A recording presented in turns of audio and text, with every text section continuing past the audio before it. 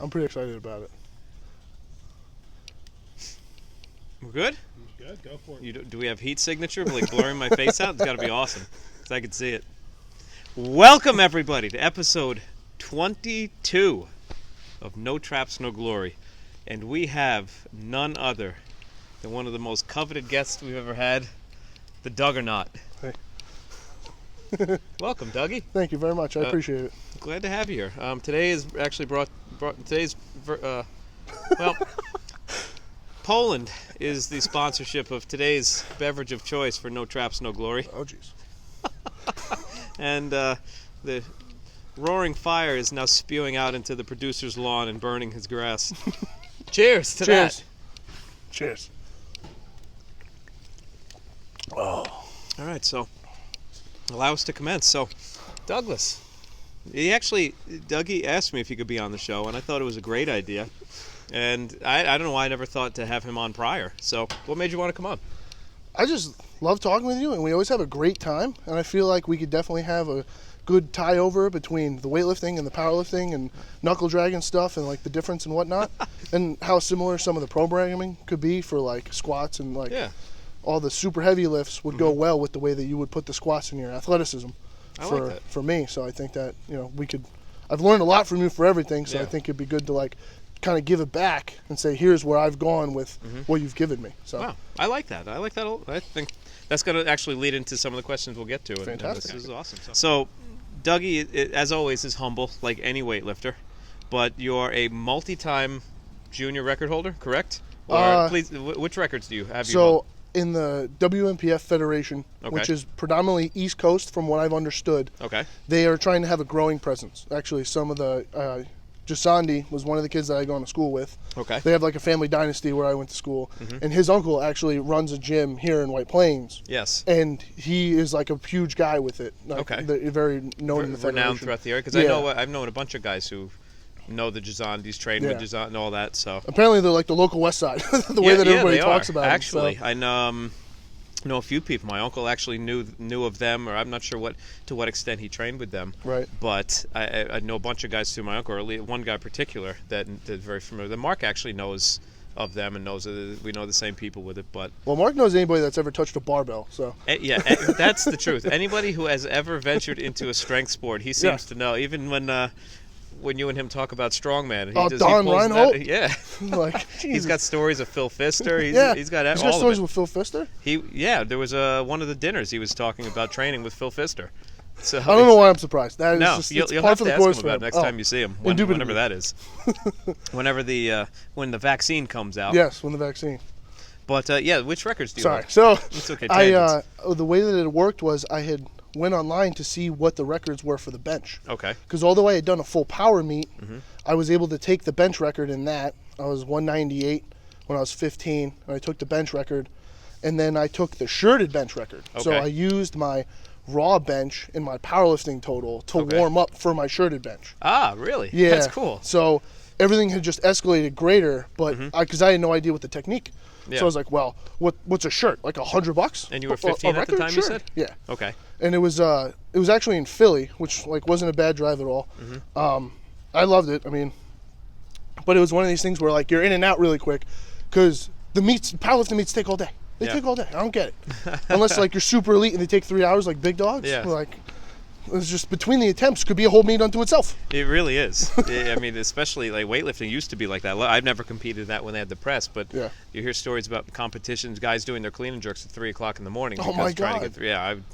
I'd find something else to do at that point. I would just live for fun. But absolutely. That's pretty good. Thank you. So what got you into strength sports? Obviously, like I remember, just to give a background of how Doug and I met. So we met through. I started working at it was middle school at the time, but the school district that Dougie was enrolled in, I was there. I got hired and I was working there. We essentially grew up together. Yeah, because you were still in school, right? You weren't going to Mercy. Yeah, I was still in school. I was going through that. I mean, it was like, and I really, how old are you now? 24. 24. So I'm what, 13 years older than you, so it's really not that big a difference, Right. especially when you were what? When did we meet? You were in what grade? 8th? Sixth grade. Sixth grade. I remember. All wow, right. So sixth grade. You were Okay. you were subbing for Miss Silligen's class, which Okay. was my first and second period. And I said some smart ass thing like, Yeah. "Could I hop, skip, and jump over to the bathroom?" You could walk, crawl, and swim. I'll never forget that because it was the dumbest shit I've ever said in my life. Top 10 at least. And followed up. Yeah, it did. That's when we fell in love. That's what I knew. So what was I was probably like what? If you were how old? Sixth grade? Yeah. You were what? 11? Had Yeah. to have been 11. So what's 11 minus me now? Yeah, 13 years. 23. 22, 20. Thank you, Mr. Producer. Wow. So I was younger than Look you at us. are now, Look right? at us. So I remember. Yeah, so that's how we got. It was love ever since, and I mean, I was in and out of this. I was in the school consistently for a couple of years and missed a few, and then back, and then my last year, I wasn't there for your senior year. Well, you were. I was there for your graduation. Well, I was there because I interned with you. Oh, that's right. Yeah, so he interned with me at the Yeah. gym. I remember that. Okay. So I basically all Yeah, 8 so years we've been- of grade school. Wow. We've been together. That's pretty our impressive, anniversary is isn't it? going to be soon, so we're just having a little pregame now. Before the holidays. We got to celebrate. Wow, that's great. Yeah. So, okay, so that's our background. Now, what got you into weightlifting? Being small, Wow. quite literally. Doug, you were never small. I was You always were always small. bigger than everybody else. Don't And- lie. Well, I always had some kid breaking my balls. Yeah. The way that guys now talk to each other, but I was always like a coddled little kid who had everything that I wanted. So somebody's Really? like, But your father's I've met him many yeah, times. but he never Your broke father's- my balls. No? You know what I mean? Like, he was my dad, but Yeah. he wasn't my buddy yet because I wasn't old enough. Okay. So I had a kid that I was friends with, and he would talk to me like people talk to each other, Yeah. and I just couldn't handle it. So I thought he was picking on me. Yeah. Because that's like, well, if somebody's mean to me or they're any way south of decent, then they're obviously the Antichrist. Like, I'm not having that. Yeah. So that tied in with sports, which then led me to start getting in the weight room because of lacrosse. Okay. I came in the spring, Yeah. and I was doing this workout that my dad wrote for me, and I was doing it all fucked up and all wrong. I was doing like my triceps with my bench in Yeah. a circuit. Okay. And you look over one day and you're like, your bench shit because your triceps are smoked, right? And I'm Yeah. like, really? Is that how that works? I had no idea. And then I go to practice. I'd slam a protein shake and Yeah. go to practice, and that was just. Wasn't your dad a powerlifter? He Yeah. competed, right? He didn't compete, but he was Okay. that. He was so. Mark Bell in Bigger, Stronger, Faster talks about how any guy wearing construction boots and jeans could bench 500 pounds. Yeah. That was my old man. Like, Okay. that was just the way it was. He'd go to work all day and Yeah. then just go into the gym and just throw around 500 like it was nothing. So, We know someone like that. but he was all upper body. yeah. It was all upper body. It was hilarious. He was 280 with he was Johnny Bravo. You know what I mean? Okay, yeah. He was Johnny Bravo. Okay, Jailhouse Mark type. Exactly. That's great. He Benches. was boys with them. Yeah. Do you ever hear me talk about with them? Yeah, yeah. They Matt Menzies' mama. That was their big joke in Duro, and which is like just over the fence there from Okay. Mark's. No kidding. And that's the shop for Duro. So my dad Ah. was there, and he was like friends Okay. with Charlie and Jason, which is his son, and then all these other cats that were there. Wow, how Yeah. about that? The smallest of worlds. It really is is. that little intersection there. That's wild. Yeah. I never knew that part. And that storage unit used to be a Gold's, Worlds. a World's. Excuse me. Okay, And that's now- where my dad trained. Okay, so my uncle used to train there. The mirrors that are in the gym Yeah. are from the World Gym when they No closed shit. down. Yeah. No why is everybody so strong? That's it. I mean, it's science. got decades of Deca. decades of Deca built into it. Yeah. The 80s of that place 80s. must have been You wonderful. just go up to the wall and you're like, oh, Oh, I gotta call it work now. I got to start licking the mirrors clean instead of wiping them clean. I'm missing all those Hey, gains. you know what? Strong immune system. You know what I mean? You eat well, you sleep good, Mm-hmm. you train hard, and you're immune. I definitely drink well. Well, you gotta stay hydrated, no? Nutrients. Okay, so sports and lacrosse got you into lifting. Yeah. But lacrosse essentially pushed you all the way into lifting, right? Because didn't you have Absolutely. 14 concussions or something crazy? And counting. Yeah. So I had one. I had one that fall in Okay. my first game of football. Yeah. It was like kickoff. We played against Harrison. Okay. What the fuck were they thinking? A bunch of little kids like spoil driving Beamers. Yeah. They're like, oh yeah, let's go to Harrison where they're hanging and banging down at Gold's every single day. Yeah. Like sure. Yeah. Bunch of okay. Italians. Yeah, exactly. So ended up like getting absolutely clotheslined Okay. at the game. The head was obliterated. Played the season with it. Mm-hmm. Then I got a second one that season, like when I started training. Okay. Because I got this fucking Booch, the rotund guy. Oh yeah. The dope boy. Yeah, I remember him. He asked me to play varsity. Okay. as a defenseman. I'm like, oh yeah, this man of steel at 150 pounds. Oh, nobody's stopping me. Yeah. Because you had AJ, who was like basically as big as I am now, but an athlete. Okay. You know, like he wasn't a forklift. You know what I'm saying? Pizzolo? Yeah. Okay. So he was an attackman, and in one of the practice, I went against him, and I got steamrolled. I'm like, come on, I'm not doing that. So I better like throw some weight around, or at least try, right? Yeah. So that's what got me into that, and then because one of the games I'd shattered my helmet, and I had like the visor had I headbutted the guy coming in from behind the net. Okay. And my visor shattered, and I'm like, Coach, my helmet, like the guy's helmet's obliterated. You got to tell the ref. Yeah. And my cage is hanging down. Okay. And I had blood on my face from the pieces cutting me. Yeah. And everybody's like, what the fuck is wrong with you? Get it. And then I got a 2-minute penalty, and then I got 2 weeks out of school. So, you know, was it a business move? Yeah. I don't know, but it wasn't a dumb play, I'll tell you, because we won, right? We won. You got to sacrifice your body for the name of the sport. You know what? It's what an athlete is all about, right? And then the following year, I'd gotten another concussion. Okay. And I'm like, you know what? I think I'm just going to try and get fucking jacked. And that's really it. Like, And why that else? led you to right here. And look at That's the me. size of you now. That's me. Have you know, his chair is twice as large as my chair. But proportionally, we probably look like they're the same. Well, it is a couple days after Thanksgiving. Like, brother. I literally, dude, at Thanksgiving, I sat there for 2 hours eating, just shoveling food at my girlfriend's house. Yeah. And the family was sitting there like, what the fuck? And they're all big people. Like, their brother's like 6'5". Okay. And he's like looking at me. I'm like, You're teaching him a lesson. absolutely. On how to I was throw down. sweating so bad, he let me a shirt. And then they have a bulldog, and I was sleeping on the couch, and they thought me snoring was the dog. Now that's a Thanksgiving to live by. That's what it's about, bro. Weighed in at 260 the next day. Cheers Boom. to that. Cheers to that. Speaking of 260, what weight class are you competing in now? I don't know, whatever one I fit in. That's a fair assumption right there. Because with the aggressive sniffles, like, I'd have to go so far south Yeah. that I'd probably lose weight driving. Yeah. So I can't really swing that, you know, Yeah, because that makes sense. I'd have to either go to North Carolina, I think it is, or Ohio. And it's like, I'm not sitting in the car again. No. 'Cause Oh, what meet did you do that for? It was you drove somewhere I went far. so Nationals last year. Yeah, and that's it was right. Amazing. That's right. Oh, 10 hours in the car will break your balls. So That'll change your perspective I on. ended up like overshooting my weight loss for the Nationals, which was just the stupidest freaking thing I've ever done. Really? So- Wait, so you because of the drive you lost more weight? Because I was anxious Okay. and I didn't have time to like stop and eat good food Okay. because I get angsty in the car if I'm sitting in the car for more than like an hour. No, I know that feeling. So I'm not going to hammer rice and ground beef. Yeah. So while I'm trying to drive, especially when it's cold, I'm tired of cold food. Like, I'm not stepping on stage. I'm stepping on a platform. Right? Yeah. Cut me some slack. Yeah, no, that's the truth. Where's the Hostess cupcakes? I need some chocolate milk. Like, let's be realistic. You know what I mean? So I ended up overshooting my weight loss because it was at the Columbus Fitness Center. It was Okay. at the convention center, excuse Okay. me. And I had to walk. Was it the same time as the Arnold? I think it was a couple days before. Okay. No, I think it was the week before Okay. because the Arnold's in March, isn't it? Yeah. Oh, no. So it was months after that. Okay, I got But you. it's in the same place. So there was like a fencing competition, all this other crazy shit there. Nice. You should have thrown down there. Oh, yeah. After you finished all your lifts, ran over I you don't and think my girlfriend would have liked me throwing my sword around like that. Probably wouldn't have been appropriate. put someone's heart on it. That's a good point. Punch a hole right through them. Sorry, I'm too strong. She went with you? She did. Ah, that's She nice. did. That's a good girl. Yeah, absolutely. It was a good time.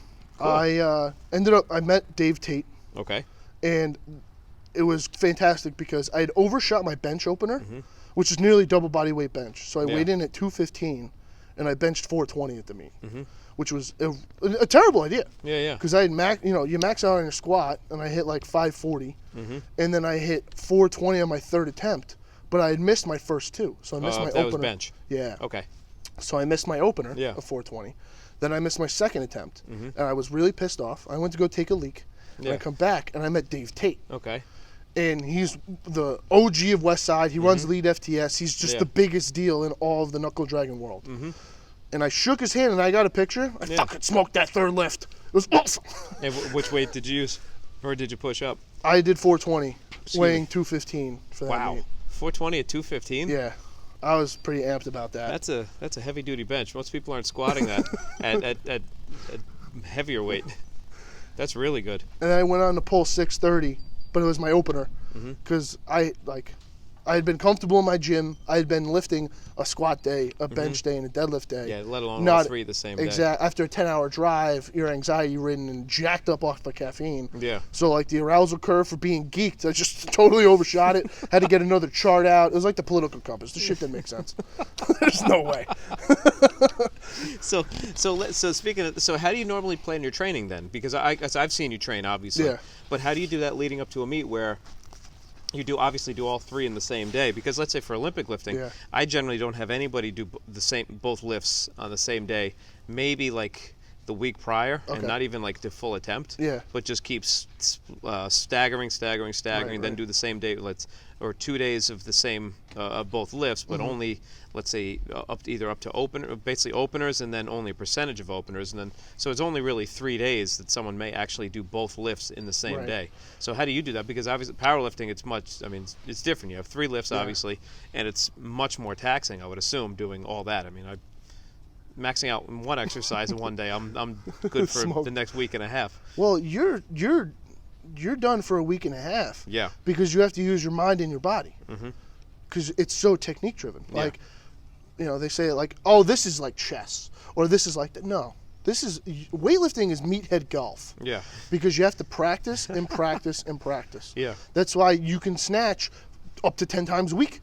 For like, and based off of the percentages. Yeah. Because everything's, like including warm ups and off the blocks and all these other variants. Yes. But the way that I would try and approach a meet would be squatting and deadlifting in the same day. Okay. Because though you're done, you're Yeah. dead. So if you can get away with that and nailing decent lifts, because your squat's always going to be good, Okay. but your deadlift might be shit. Okay. So if you don't bench on the same day, it doesn't make that much of a difference in my opinion. Okay. Because percentage-wise, it's so limited. Yeah. So like my bench is normally 100 pounds less than my squat. Okay. So that being said, it's not going to take a whole lot out of my central nervous system. Okay. Especially that makes because sense. my bench is probably my best lift out of the total, which is egregious, but it is what it is. Yeah. So the way that I look at it is like, if I can hammer those two in the same day and pull something tasty, then I'm okay. Okay. I really don't have to worry about it because the bench is going to be the bench. That's okay. I like that. That makes sense. So I mean, do you have, so your bench being your best lift, as you say? Yeah. Do you put more emphasis then into your pulling and squatting because do you my know your best. bench is going to be good, or do you still train everything equivocally? So currently I'm prepping for like a mock meet in March. Okay. So what I'm shooting for right now is I will do an accessory lift first with a specialty bar. Okay. So I'll use the safety squat bar first because it'll hammer my upper back and my quads. Now I don't know how it feels low bar to me, Okay. but it could be mid or whatever the hell. I just squat, bro. You just put the back, you pull it on your fucking back and you squat. All right, that's the way it is. Mark actually said that to someone. They were texting about training and squatting, and it's like, Dan told me to do this and that. And Mark's like, listen, you're not going to like this. It's not a pretty answer, but you take the bar to the rack, you step out, and then you squat. That's it. Don't think about it. Don't Absolutely. do it. Just go down and stand up. That's how you have to do it, but you have to be driven to do it. Exactly. And it's so irritating because it's like, well, this weightlifter squats, like 300 for a triple, Yeah. and this powerlifter can't even do that.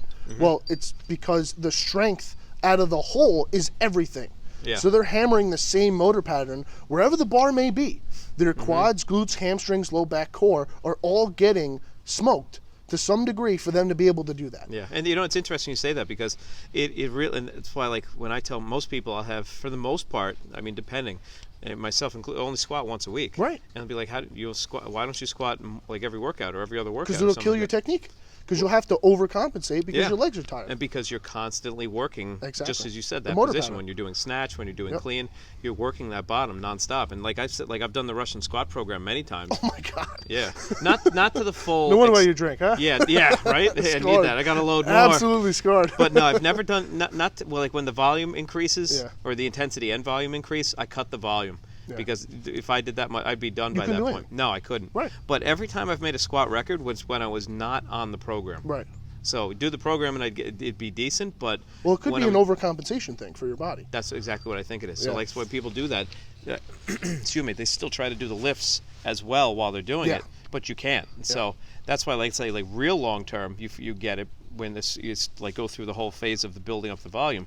But then when you go to realize that strength, that's later down the road when you've really really deloaded from it. Right. When I say really deload, that's like a month of not pushing hard Absolutely. squats or really hitting Well, hard. that's something that I've taken from your sphere and applied it to myself, because you remember me in high school. If I'm not butt chugging caffeine and snorting pre-workout and trying to hit a max every other week, I'm probably not going to the gym. Yeah. You know what I mean? Yeah, there's no point. So taking that into consideration is why I do the safety squat bar first before I squat.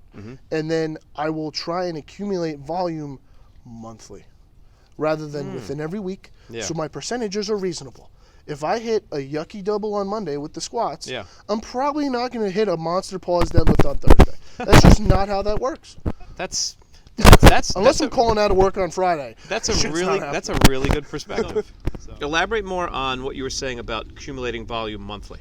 So it's recovering with so the way that I mean that is, if I can improve my 4x4 on squats by 5% with my starting week. Yeah. So I do 3 weeks, and then I take a deload where it's one working set for either exercise. Okay. And then my accessory work. What percent would that working set be at? Does that vary? It does vary on the lifts, because you're more prone to handling different types of volume per lift. Yeah. Go ahead, do a 5x5 on deadlifts and then try and do something. I'm pretty sure you're not reading the book. I'll see you in 3 weeks. It's just not happening. Yeah. But if you do a 5x5 on squats, I mean, you'll be waddling the next day, but you'll be relatively okay. Yeah, the deadlifts will take you a lot more than that. And you do a 5x5 on bench, you're laughing. Yeah. It's a joke. Yeah. Because all the knuckle draggers are used to like 5 to 10 or whatever, just trying to get jacked. So that's mild. Absolutely. That makes sense. So the way that I program it is, my deadlifts are very heavy percentage-wise. Okay. And the most reps I'll do on my competition deadlift is 4. Okay. Because my head exploded last week. I had to call out on Friday, and it was because I didn't get a handle on my breathing and my technique. Okay. So that was really it. I didn't brace tight enough, and I just tried gripping and ripping from a deficit with 500 pounds, and that's not kosher. That is not how the body works. No, it didn't like it, did it? No. So what'd you do? You had an aneurysm or something? Pretty close. Okay.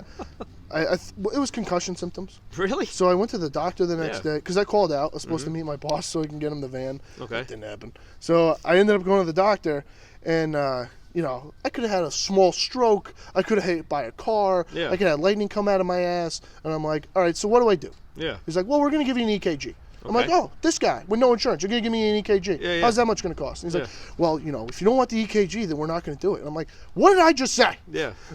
I don't have insurance. Yeah. Tell me how much it is, and I'll rob somebody. Like, I don't know. Like, how much is the EKG? He's like, yeah, we're not going to do it. Okay. So what do I do? Oh, just take the weekend off. No shit. Take the weekend off. Why didn't I think of that? What a genius. And that solved everything for you. That was it. I felt great like 2 hours later. You know what I did? What? You know what I did? I ate and took a nap. So coming to that realization is one of those extremely unhealthy reminders that you have to nail the technique for every single lift, because it's the difference between 30 to 50 pounds at 100%. Because if you're just gripping and ripping, like if you don't get your core tight when you go to catch a clean, you're dumping it. Yeah, if you don't catch it, catch the jerk completely stacked, hands, elbows, shoulders, knees, you're dropping it. Yeah, that's true. So it's just like all those positions. It's no different in the starting position for a deadlift or bracing for a squat or bringing your gut to the bar for a bench. It's all the subtle cues that stack up, because it's like you're going to get all excited. Sure, you're going to put your best foot forward, but you're going to be too excited to remember the technique. So you're going to miss the damn lifts. I see. So essentially, then going back to the premise of volume. Right. So you'll base the volume also on your technical application too. So then that way you're not just hammering to hammer. Yeah. You're doing it because you're working on. I'm working on a volume component, but I do have the technical aspect, and then you're tying everything in. So you're looking at everything much broader perspective in that way. Yes, because the way that you have to look at the smaller groups of muscles as well that are being incorporated, which is why I'll wear a belt when I squat. Yeah. But I won't when I deadlift. Okay. To try, because I have the weekend to recover for my squat. But the way that it's kind of like my hips getting smoked on Monday. Like that's why I won't do a heavy pause, because the time under tension takes so much out of me. Yeah. That if I had a great Monday, I might feel tired on Thursday. Yeah. Which means my technique will suffer if I'm just trying to chase the weight, which means that I could risk pulling a hamstring, straining my back, something that you wouldn't even think about. Well, that's a very good little point. nicks and tears. And that's like, I mean, I have people come in all the time where they'll have one great day, but then successively make a record even, Right. and then successive days it'd be trash after that. Right. And Well, I get cocky too. Yeah. I'm like, I could just move anything. You know what I mean? You feel good, but there's no correlation between it. They don't Absolutely. realize that, like, wait a second, hold on, let me think back. 2 days ago I did this. Mm-hmm. I should expect that, okay, I did this really well, the best I've ever done, followed by this. I shouldn't put so much pressure on myself to think that now I'm just going to be riding at this high wave all the way Absolutely. through. There's ups and downs on everything with that. And that also goes with training philosophy when you go into the building months. Because I can imagine you have a semi-annual, if not annual schedule for the way that people will compete. Yeah. So if somebody says, why didn't I smoke 70 kilos on the snatch? Well, you probably just did 3 weeks of volume, so you're probably not going to manhandle or woman handle 70 Person kilos. handle. Yeah. Manhandle. It's manhandle. Roll the dice. You figure it out. Yeah, let you guys deal with it. But that's true, and that's like from my training, the majority of quarantine, it's been different because I've really pushed hard a little bit here and there, but for the most part, not like I normally would, and step back just because I don't have any idea of competition coming up, and I really don't care to do any more virtual. I did the one for Masters because I was already registered for it, but I really don't care to do any of the virtual competitions. It doesn't seem like it has the same doesn't. stigma to it mentally. Competition's competition. Right. There's no two ways about it. That's why you compete. If you were just going to train, then you just train. But if you're competing, you do it because you're going somewhere else, a different environment, the energy's different, everything. But I haven't put emphasis on really trying to kill myself, just working on a lot of little technical aspects because for what? And I'm sure you feel a lot healthier now that you're not just trying to slam everything. And it's been really nice because I had a couple little nagging issues that would just ebb and flow again. Like sometime they'd come up and like, oh, I'm stiff today. Why is this like that? Why is that like that? But now, excuse me again. It's just like I have no issue with anything. It's like, wow, I feel really good. I actually have more energy with most stuff.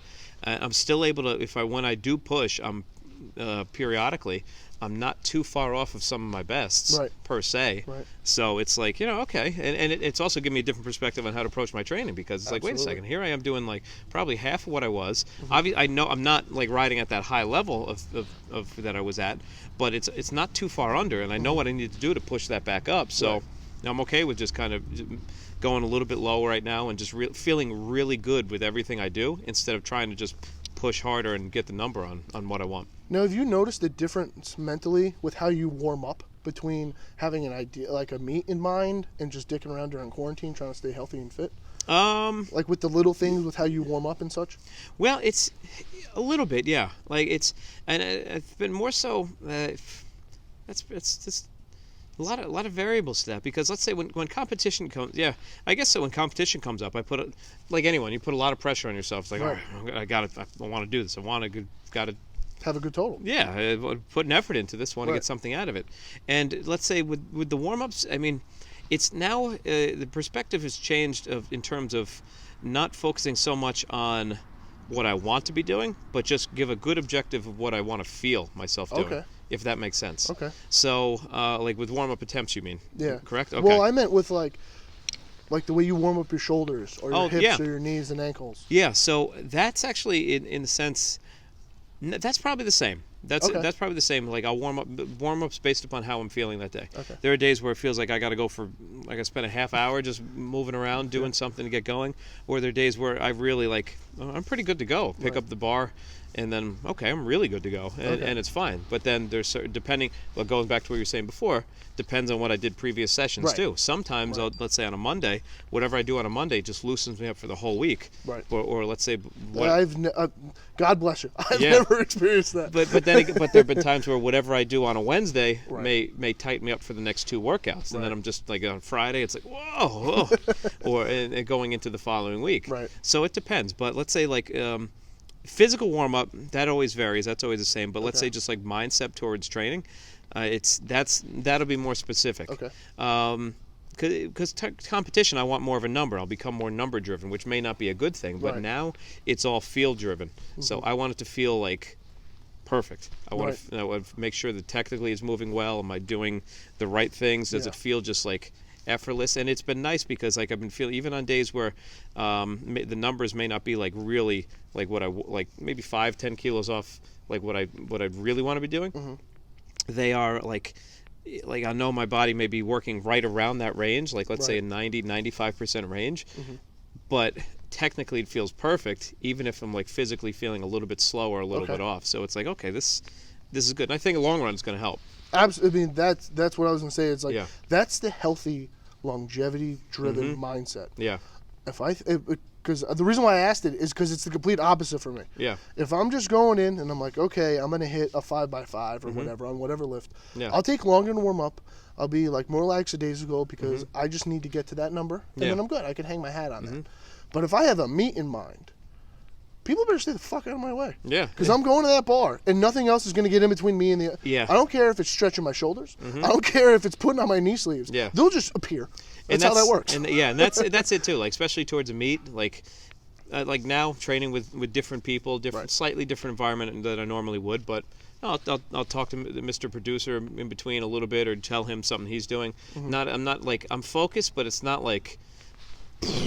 Like the world depends on me focusing type of focus, but I can still turn it on, and I think from years of doing it, can still turn that on when I and well, that's the trained mindset as well. Yeah, that's something that's nicer to be able to have. Coaching as well, because it takes so much time to hear your own advice when you're giving it to people. Yeah, you're like, hey, because I've seen it. You've said it to me numerous times. Oh yeah, slow down. You're gonna get there. It's just a handful of kilos away, and you're right there. Yeah. You don't need to smoke your warm-ups, bud, because you're gonna get there. Save it. Yeah, save it for when it'll come at the right time. Exactly. Christmas only come once a year for a reason. That's true, brother. So what's the meet that you're planning on, or a mock meet at least, that you're planning on doing? So it's I'm going to do it at Catalyst in Southbury. Okay. They have a deadlift bar. They have Texas Power bars. Ah, very nice. Like very close to competition equipment there. Okay. And it's gonna be close to where I'll be moving over in Southbury around the same time. Oh, really? Yeah. Man, you're just like a vagrant. Yeah, I know. Like 3 times in 3 years. Excellent. Shit. But I get to see the tri-state area, and it's just beautiful. This time of the year. You see the leaves. The leaves and the foliage. It's just wonderful. Winter. It's just wonderful. That's good. Yeah. So what are you looking to hit there? Any idea? I want to squat something close to 6. Okay. I want to bench something north of 4.5. And I want to pull like at least 300 kilos. I've been chasing those for a long time. I've talked a lot of shit about hitting them. Yeah. But what it is, it's like I'm a real boy now. Yeah. I gotta go to work, slang wire for 8 fucking hours, and then I train afterwards. That's a steep learning curve. It takes a lot out of you to do that. It sucks. You could have every bottle of Yoo-Hoo. It still doesn't. Right? It still doesn't take away from that. No, it doesn't. The thing is, like, I'll feel good after work, but I'm dead when I get home. Like, I'll fall asleep in my face first in a bowl of fucking ramen. Wow. There's no chance, bro. Yeah. There's no chance. Especially during the summer. I feel like I lost so much ground. Okay. Because we were working really hard. But my goals always change because I get bored. Okay. So it's like, okay, I want to get shredded. And then I start losing weight. And then my strength goes down. I'm like, I'm not fucking having that. Yeah, I want to get huge. Yeah. Yeah. Like, I want to get fucking jacked. Like, what's the point? Speaking of that, lifting big, Ricky. Dude, he's lifting all right. The chunky panda. Yeah, for real. Dude, he's making it happen. He is far past what he was. And he's vegetarian, which is unreal. I mean, that's a lot of cheese. That house must. That bedroom at night, that thing must. Ooh. Oh yeah. Or a lot of eggs. The sulfur in the eggs. Fermented. No wonder why he lifts in the garage. Yeah. It's the cement walls that keep everybody alive. That's what it is. Keep the window cracked and pray. He needs a filtration system COVID could only dream of. And his hair, the luscious locks. Yeah, they're looking great. He is looking great. He's doing all right. He's down by 20 pounds, and he's definitely put on way more muscle. So he swapped the fluff for steel. Yeah. And that's just what everybody wants. He really is. He's living the fucking dream. He's living the dream. Maybe something to be said. I got to start eating the cheese more. Eat the cheese, bro. Eat the cheese. Eat meat and cheese. Well, he doesn't eat the meat, but... No. Yeah. No, fluff for steel. I like that. What's that? I usually just cut the cheese. Yes, I usually cut the cheese. It's a popular pastime. It is. It's a hobby, if you will. An enthusiast. It's a passion project. A production company. Yes, we are. Fart Jokes Productions is what runs this outfit. Oh, shit. Yeah, Mr. Producer incorporated that a few years back when he came up with the novel idea of dispersing my likeliness to the world. Genius. And here we are. So I guess... So you have an OnlyFans is what you're saying. Yeah, that's what I got. Subscribe, please, to the OnlyFans. You'll find a link here. Right, Mr. Producer? You can put links in there. And, check out my Instagram for the latest content. Little pasties and electrical tape over my... It's pretty spicy.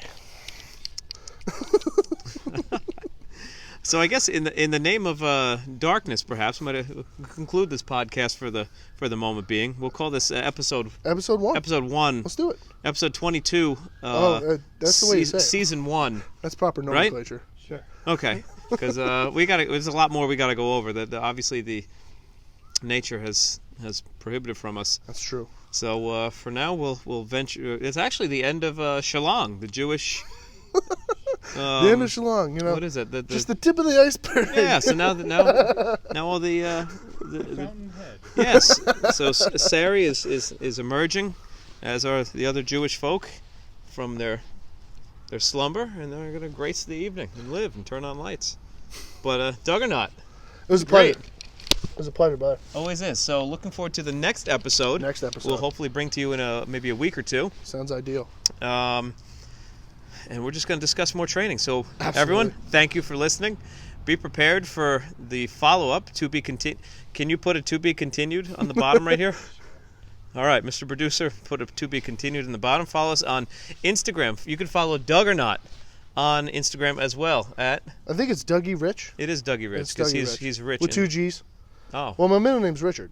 Oh, okay. So everybody thinks I'm a dick, but it's like, no, that's my name. Dougie's rich. He's just... Yeah, Dougie, huh? That's a good one. Thanks. But you follow Dougie Rich. We'll put the link here. You follow us, as you know, SoundCloud, YouTube. Tell your friends, tell your grandmother, tell everybody who would like to listen to us and see 2 studs, one particularly large yoked stud. And we'll be back. Until next time.